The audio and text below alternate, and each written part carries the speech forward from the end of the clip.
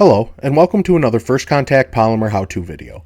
Today I will be showing you how to use cardstock to mask larger optical surfaces prior to applying our spray formula.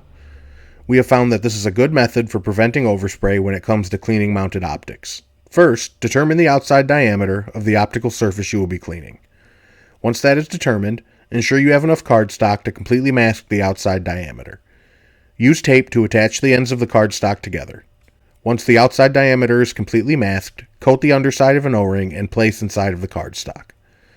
After the O-ring is in place, apply our spray formula as normal with several thinner layers applied over time.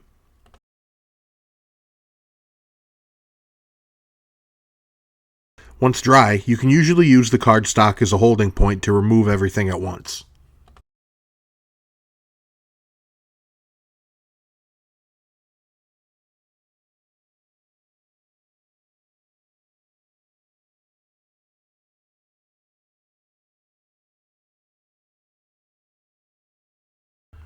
Check out our YouTube channel for more helpful how-to videos.